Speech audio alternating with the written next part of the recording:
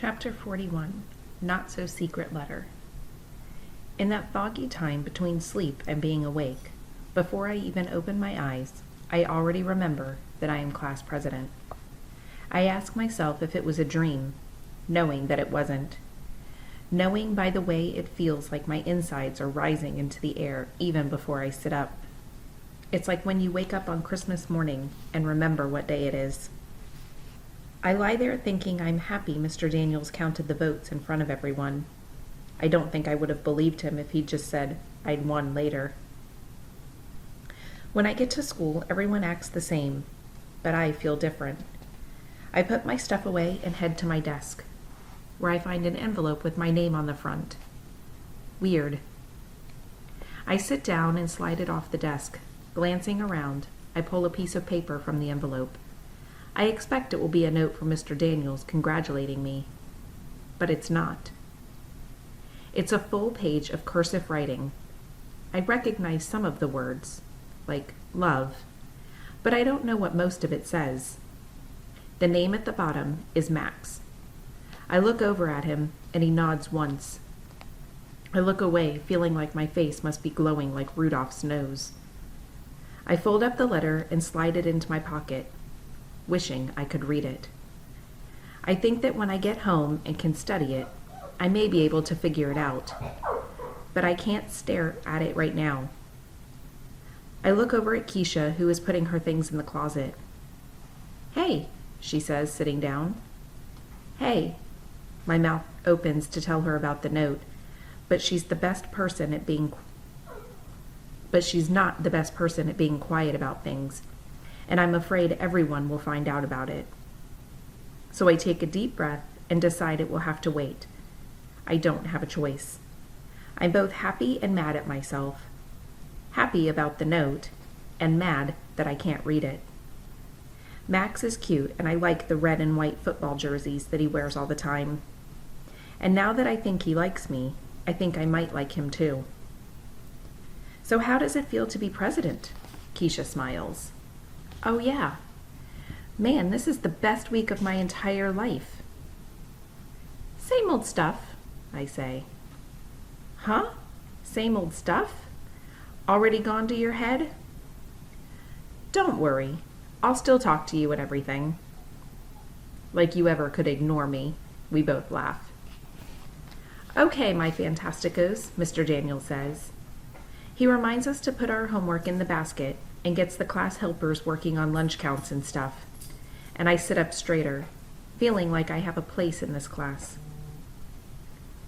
After Mr. Daniels finishes with the boring morning stuff, he says, "One more thing. Our new class president, Allie Nickerson, has her first student government meeting today. So if you have any suggestions for her, please let her know. If you have ideas for changes, she's the one in charge." I know that I shouldn't smile, but keeping my mouth from smiling is like trying to keep Travis from loving cars. The first suggestion I get is from Oliver. I'm trying to do my work, and he stands in front of my desk. "I have a suggestion." "Okay, what is it?" "I think we should be able to bring candy for snacks. Like piles of it. Like dump trucks backing up to the school with a warning beeper going. And then it would dump like a huge pile of candy in front of the school, and the kids could use shovels to collect it. Because that rule they made this year about healthy snacks is dumb, and took away the only thing about school that I liked. And..." "Oliver," Mr. Daniels interrupts. He looks up. "You have a question?" "I'm giving my advice to the president. I have an idea." He half smiles. "Okay then, we'll finish up and get back to your seat." Oliver looks back at me. "Okay, can you do that?" "I'll try." He looks disappointed. Suki interrupts. "I disagree. The healthier snack rule is good. It is bad for your body to fill up with candy." He looks over at her. "Stop acting like you're a grown-up. Jeez." Other kids give me suggestions too. Just before lunch, I hear Shay complaining that if she'd been elected, she'd have started a horseback riding club at school. For a second, I feel bad, and then I realize she couldn't possibly do that. Horses?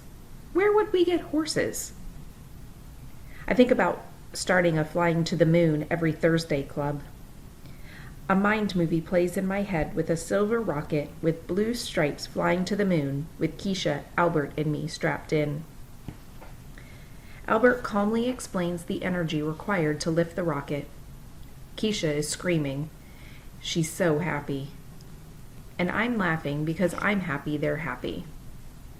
I'm pulled out of my movie by Shay, who's standing in front of me. Everyone agrees. You should go crawl into a hole and never come out. Since I won the election, I guess not everyone feels that way. And I'm surprised that instead of saying something back to me, she just stomps off. At the end of the day, as we're getting ready to board the buses, Shay chomps up to me with her shadow, Jessica, right behind her.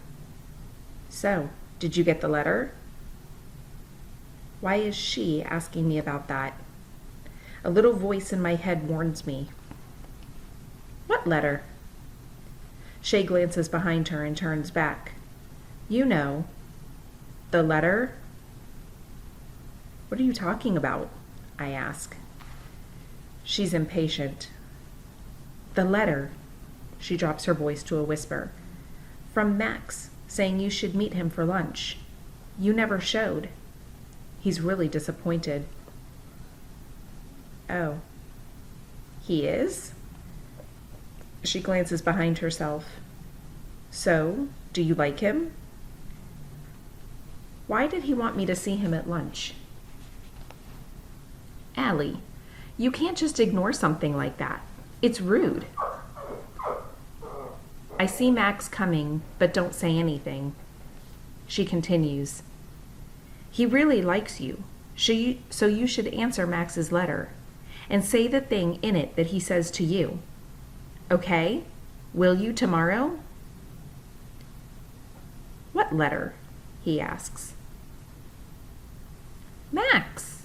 Oh, hi, Shay says, stumbling over her words. What letter? You said my name? I never thought I'd see Shay unable to talk. Actually, I say, the love letter Shay says you wrote to me. I hand it to him. Thanks very much, but I'm busy. Wait, I didn't actually, he says to me, trying to be nice. Then he looks at the letter and at Shay and Jessica, and he doesn't look so nice. Jessica turns pale, but not as pale as Shay does. Whatever was going to happen at the lunch table is something I'm lucky to have missed. It's the first time ever that I've been grateful I'm not able to read.